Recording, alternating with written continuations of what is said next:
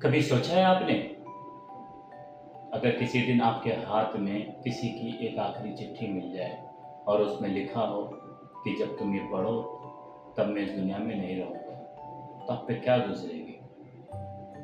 Hello दोस्तों, स्वागत है आपके अपने चैनल राही स्टोरीज पर। आज की कहानी सिर्फ एक चिट्ठी की नहीं है, उन सब बातों की है जिन्हें हम वक्त रहते कभी कह नहीं पाते। ये कहानी है आरव की। आरव रोज की तरह ऑफिस से घर लौट रहा था, थका हुआ, परेशान, जिंदगी से थोड़ा सा नाराज। जैसे ही वो घर की दहलीज पर पहुंचा, उसे दरवाजे के नीचे एक लिफाफा पड़ा हुआ मिला। उसने उस लिफाफे को उठाया। उस लिफाफे के ऊपर लिखा हुआ था सिर्फ आरव के लिए। आरव ने जैसे ही उस लिफाफे को खोला, उसके अंदर एक पुरानी चिट्ठी थी। और जैसे ही उसने उस चिट्ठी की पहली लाइन पढ़ी, उसके हाथ कांपने लगे। उसमें लिखा था, बेटा आरव, जब तुम ये चिट्ठी पढ़ोगे तब शायद मैं इस दुनिया में ना रहूं। ये चिट्ठी आरव के पिता की ही लिखी हुई थी, जिसे आरव खूब अच्छे से पहचानता था। वो अपने पिता की हैंडराइटिंग को अच्छे से पहचानता था। ऐसा लगा कि जैसे सब कुछ लुट गया। ये वही पिता है जिनसे आरव गुस्से में पिछले 3 साल से बात नहीं कर रहा था। सिर्फ अपने ईगो के वजह से आरव अपने पिता से बात नहीं कर रहा था।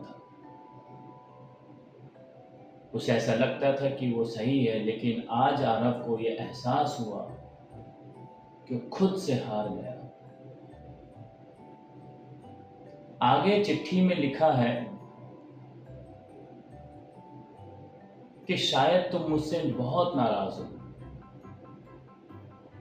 मुझे पता है कि तुम मुझसे बहुत नाराज हो, और ये सही भी है, क्योंकि एक बाप कभी भी अपनी मोहब्बत को जाहिर नहीं कर सकता।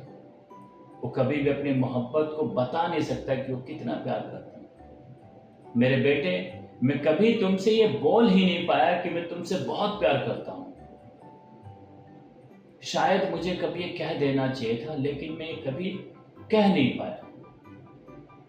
लेकिन मैं तुम्हें एक बात और बता दूं, जब भी मैं दुआ करता था, प्रार्थना करता था, हमेशा तुम्हारा नाम जरूर शामिल होता था। मेरे दुआओं में, मेरे प्रार्थना में तुम्हारा नाम होता था। जैसे जैसे आरव चिट्ठी पढ़ रहा था, वैसे वैसे उसके आंखों से आंसू गिर रहे थे। हर एक शब्द उसके दिल को तोड़ रहा था, झंझोड़ रहा था।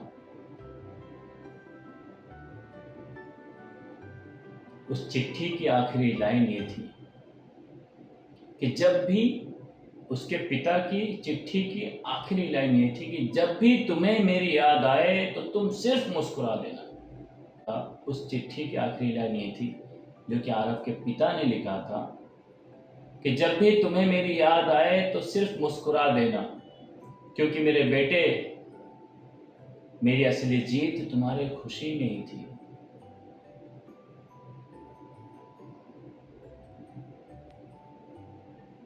हम भी कितना ऐसे ही काम करते हैं ना। गुस्से में किसी से बात नहीं करते हैं, ईगो में किसी से बात नहीं करते हैं, रिश्तों को ख़त्म कर देते हैं, जैसे आरव ने किया। 3 साल अपने पिता से बात नहीं की उसने। 3 साल बहुत होता है, बहुत ज़्यादा होता है, वो भी पिता से। गलत बात है। अगर हम भी ऐसा कुछ कर रहे हैं तो गलत कर रहे हैं। ये कहानी सिर्फ आरव के ही जीवन की नहीं है, कहानी हम सब के जीवन की है कि कहीं ना कहीं हम सब भी ये गलती कर रहे हैं कि अपने ईगो में आकर, अपने गुस्से में आकर हम किसी ना किसी से रिश्ते तोड़ ही रहे हैं। उनसे बात नहीं कर रहे, उनसे नाराज हैं हम, लेकिन बात भी नहीं कर रहे। आपके भी दिल में या आपके जीवन में ऐसा कोई इंसान है जिनसे आप ईगो की वजह से बात नहीं कर रहे, तो आज ही उन्हें फ़ोन करिए, क्योंकि एक रिश्ते को अच्छा और बेहतर बनाने के लिए सिर्फ एक कॉल ही तो करना है। दोस्तों, अगर ये कहानी आपको पसंद आई हो तो कृपया करके इस वीडियो को लाइक करें, शेयर करें और चैनल को सब्सक्राइब करें। धन्यवाद।